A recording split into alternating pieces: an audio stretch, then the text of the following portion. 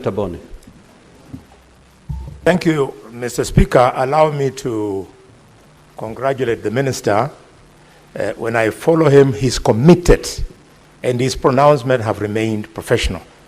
Mr. Speaker, whereas you have told us that you are going to recruit around 24,000 teachers, for which we are happy, given that Kakamega County alone, in my office, I have a list of 6,300 teachers hoping that I can help them to get employed. Can you confirm that it is not the ministry's policy that the only people who should benefit from the recruitment are children who are trained and qualified in science-related courses? If that is the case, as you have directed in the current recruitment, what is the fate of the others who are educated and trained by the government in non-science related courses? Are you telling them that their future has collapsed? Will they ever be employed? Or do you want them to be employed abroad, as the Minister for Labor has been cheating people that they can employ people abroad? These are very serious practical issues.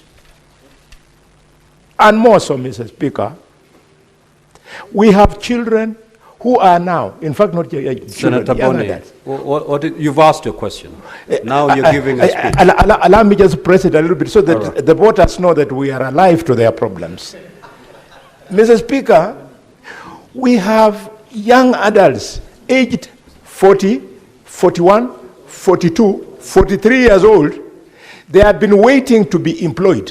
And there is some rule in the ministry that once you are 45 and above, you cannot be employed. Where will these young people go? Senator for Nairobi City County.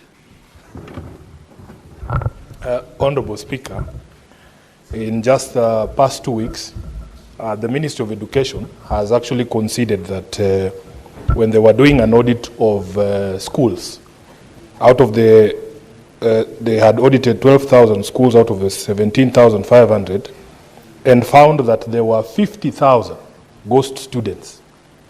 And in fact, the PS for Education, Bitok, was before the National Assembly, and he confirmed that the problem was most rampant in secondary schools. Now, the ministry sent money to these schools. They know the schools. They know the ghost students. Can the minister tell us today the names of those schools and the names of the persons who withdrew that money? Because by my math, if you are sending 16,000 shillings as capitation, then the country has lost almost 1 billion shillings in that financial year alone from these ghost students. So who are these people who are withdrawing this money?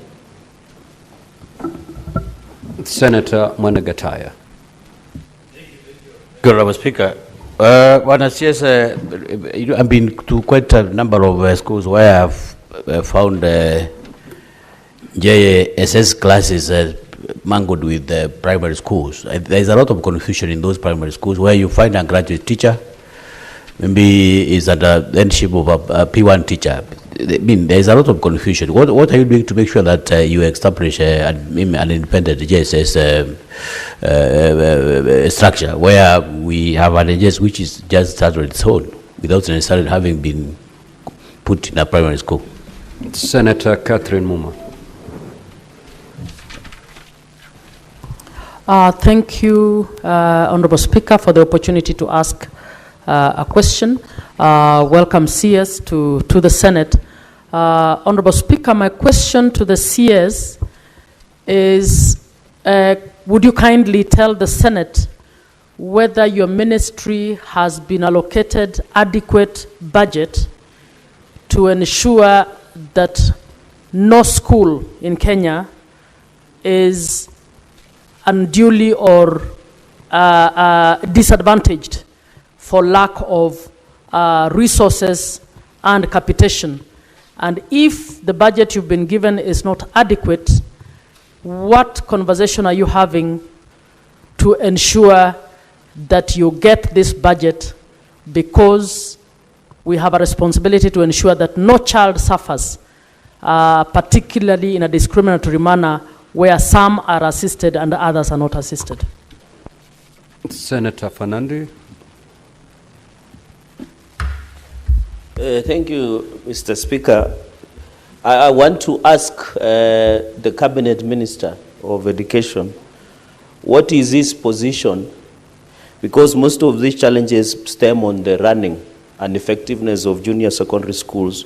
What is the ministry's position on the independence and governance structure of managing junior secondary schools, noting that it is distinct between lower primary schools and upper primary schools? Could you clarify, Mr. Speaker, noting that the JSS have been on the streets demanding that they need to be managed independently? And Mr. Speaker, I want to inform the government chief whip that there is no one cheating anybody. Kasi Maju is a reality. I will take him to some classes after this session. Senator Mbugua. Thank you, Mr. Speaker. CS, a recent inspection of many schools across the country reveals that these labs and the running facilities which are being put up do not have a universal design, and the majority of them are not accessible to the special needs teachers. What is the ministry doing to ensure that the special needs teachers who goes to the normal schools are catered for and they benefit from these facilities? Thank you. Honorable CS, you may now proceed to respond.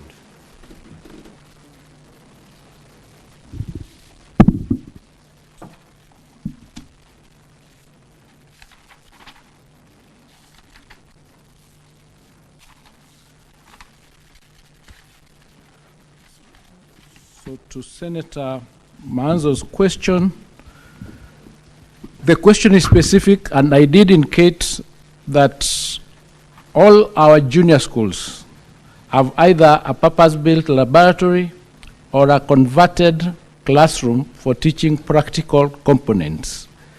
Those that do not have purpose-built labs are being considered as resources become available.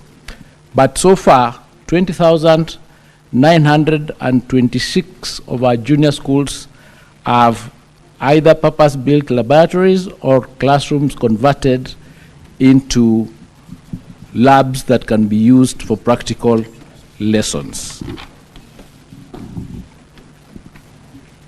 Now, the recruitment of the 24,000 teachers is a recruitment that is targeted to ensure that we bridge the gap of the teachers that we do not have in junior school.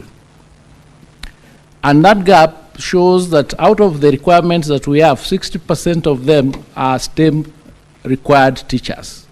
So the recruitment would be at least 60% of those would be science or STEM trained teachers, and the rest will be those trained in the other arts and other science, social sciences. So it is not that there is one group that will completely not get employment. It is just that there is a discrepancy, and therefore it's an analysis that has been done, and to show we get the teachers that we need, and progressively, because next year we also have a plan of employing another 16,000. So we'll be able progressively to ensure that as we train our teachers, we are able to employ them. This last week, we held a conference of all the stakeholders in the education sector. And the question we asked ourselves, where should we start? Should we start from the admissions to what the universities or the colleges have, or should we start from what we require from the market? So that we trained teachers or we train our graduates for jobs that are required in the market, industry linkage. So that conversation is now taking place so that we have a comprehensive policy where we are training for available jobs, so that we do not train, for example, 100,000 teachers when we require 35,000 teachers. We don't train 500 doctors when we require 1,500 per year, so that we can have a policy that is informed by data in order for us to ensure that we do not have some sectors having an oversupply of the particular careers and others we have an undersupply. So that conversation is now being had between all the stakeholders in the education sector in order for us going forward to have a comprehensive, a coherent policy that is end to end. Honorable CS, you have 3 minutes to Honorable Sifuna's question, yes, what we decided to do is after the Auditor General flagged out that she had done a specific audit for the last 4 years, a forensic audit for the last 4 years, where they discovered discrepancies, we decided as a ministry in this third term to only release resources to schools where we have verified the number of students that have been enrolled. That exercise is ongoing.